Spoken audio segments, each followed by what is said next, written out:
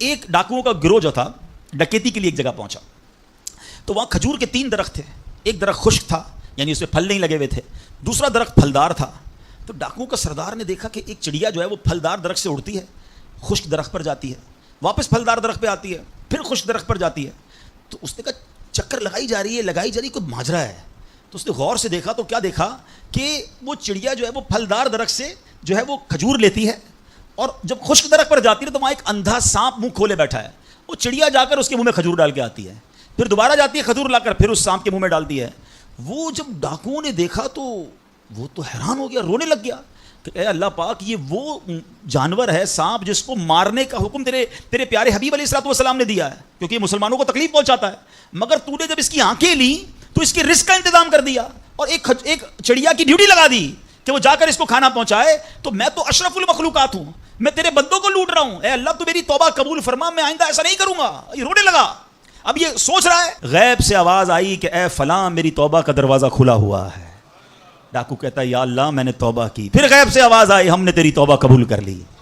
اچھا جب اس نے توبہ کی تو اس کے سارے ساتھی سن رہے تھے, سردار آپ نے توبہ کی, ہم نے بھی توبہ کی. کہا سوچو تو صحیح, ہم ڈکیتی کر رہے ہیں, ہم چوری کر رہے ہیں, رب جب اس اندھے سانپ کو روزی دے گا تو ہمیں کیوں نہیں دے گا؟ ہم اللہ کی قدرت پر یقین کیوں نہ رکھیں؟ سب نے توبہ کر دی.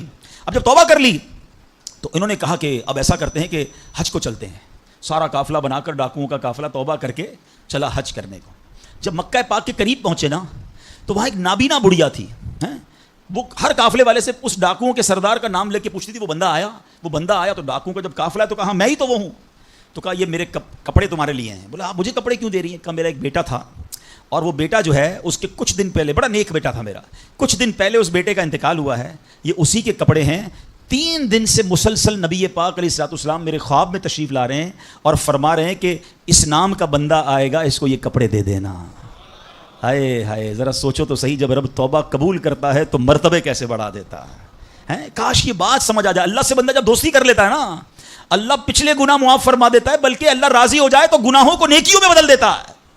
مگر کیسے اس ڈاکو کو توبہ نصیب ہوئی؟ یقین. کاش حرام کمانے والا, سود کا کام کرنے والا, کاش رشوت لینے والا, ڈاکہ ڈالنے والا, چوری کرنے والا یہ سوچے کہ میں کیوں کر رہا ہوں, ملاوٹ کرنے والا سوچے. اللہ پر بھروسہ تو رکھو یار, رب نے میرا نصیب لکھا ہوا, جو میرے نصیب میں مجھے مل کر رہے گا. کاش یہ بات سمجھ آ جائے.